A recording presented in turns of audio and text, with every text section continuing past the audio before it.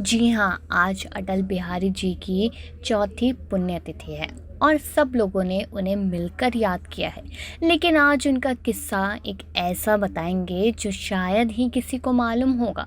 अगर बात की जाए कि अटल बिहारी वाजपेयी जी भी लव स्टोरी के चक्कर में पड़ गए थे। आखिरकार किससे मोहब्बत हुई, क्या उससे शादी हुई या नहीं हुई, क्या था पूरा किस्सा, चलिए जानते हैं इस खबर में। नमस्कार, मैं कशिश और स्वागत है आपका नेक्स्ट नाइन लाइफ में।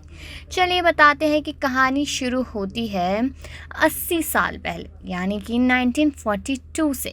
महात्मा गांधी के नेतृत्व में अंग्रेज़ों के खिलाफ भारत छोड़ो आंदोलन चल रहा था। 9 अगस्त को आंदोलन शुरू हुआ। उस वक्त अटल बिहारी वाजपेयी 18 साल के थे। ग्वालियर के विक्टोरिया कॉलेज से बीए की पढ़ाई के साथ वो आरएसएस के सक्रिय सदस्य थे। उनकी जिंदगी में इस वक्त एक साथ दो चीजें हुई। पहली, आंदोलन के वक्त अटल पर क्रांतिकारियों के खिलाफ गवाही देने का आरोप लगे, तो दूसरी, उनका दिल कॉलेज में साथ पढ़ने वाली राजकुमारी कॉल पर आ गया। एक मशहूर पत्रकार और लेखक है किंगसुक नाग। उन्होंने अपनी किताब Atal Bihari Vajpayee a man of the seasons के कुछ पन्ने अटल की प्रेम कहानी पर भी खर्च किए। किंगसुक ने लिखा कि अटल और राजकुमारी एक ही कॉलेज में पढ़ा करते थे। अटल को राजकुमारी अच्छी लगने लगी, वो भी उन्हें पसंद करती थी।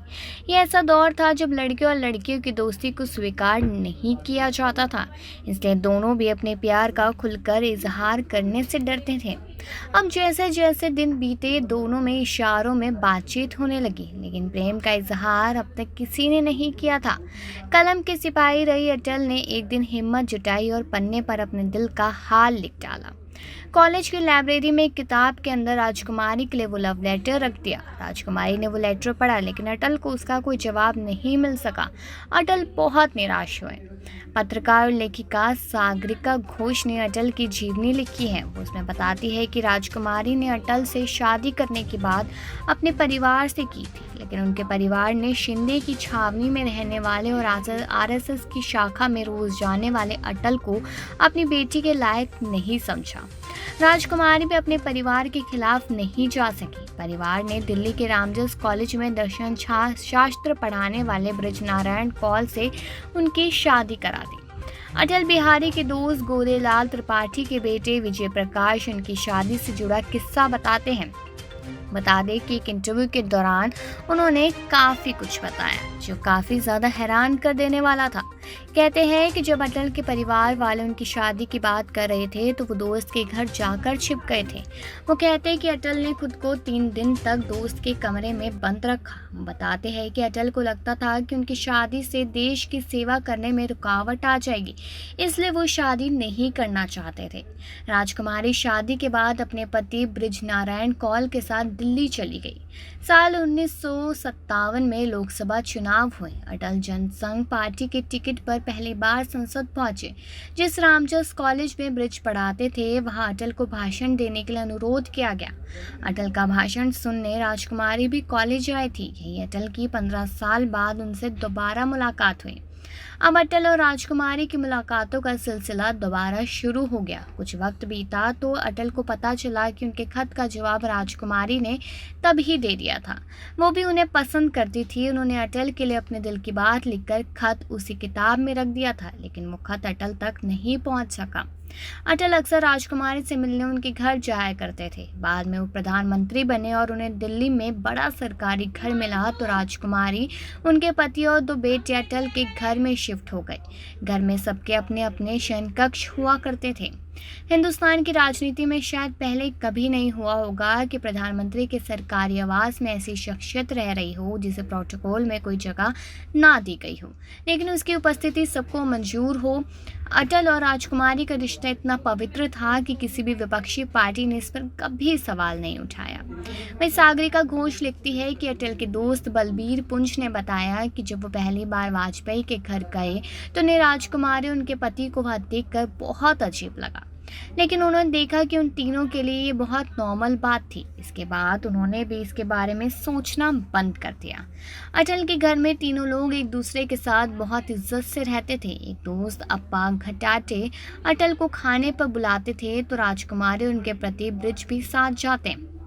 बलबीर बताते हैं, अटल और ब्रिज एक दूसरे को बहुत आदर करते थे। ब्रिज ने न सिर्फ अटल के साथ राजकुमारी की दोस्ती स्वीकार कर ली, बल्कि वो उन्हें बहुत पसंद करते थे। वो अक्सर अटल का हालचाल लेते थे, उनके खाने पीने का ध्यान रखते, उनके भाषण के बारे में पूछते थे। साल था 1980। एक पत्रिका सेवी ने राजकुमारी का इंटरव्यू लिया।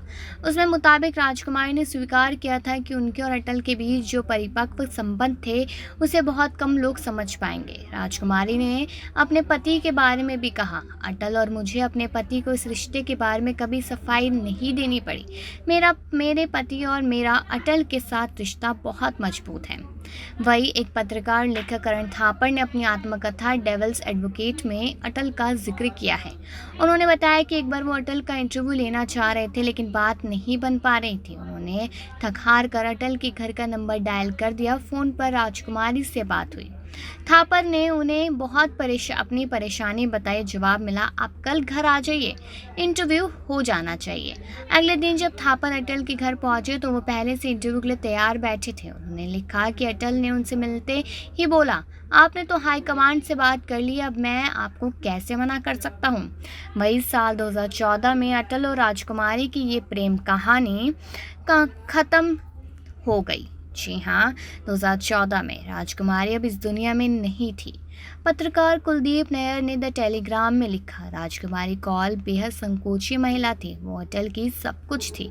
जिस तरह उन्होंने उनकी सेवा की वे शायद ही कोई कर पाए। मैं हमेशा उनके साथ रही जब तक उनका हार्ट अटैक से निधन नहीं हो गया।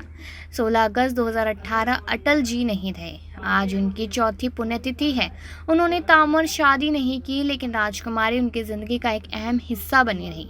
एक कार्यक्रम में अटल ने स्वीकार किया था, मैं कुंवारा हूँ, ब्रह्मचारी नहीं। अटल और राजकुमारी तो चले गए, लेकिन ये लम्हे उनकी ज़िंदगी की खूबसूरत प्रेम कहानी बन गए। पत्रकार कुलदीप नैयर ने लिखा कि ये देश के राजनीतिक हल्के में घटी सबसे महान प्रेम कहानी थी। जी हाँ, यहाँ पर आपको बताते चले कि अटल जी अब हमारे बीच में नहीं है। उससे पहले ही राजकुमारी ने दुनिया को अलविदा कह दिया था, लेकिन ये एक ऐसी प्रेम कहानी थी जो शायद ही किसी की हुई होगी, और ये प्रेम कहानी पूरी तरीके से पवित्र थी। और ये बात खुद यहाँ पर अटल ने भी मानी और साथ ही साथ राजकुमारी ने भी।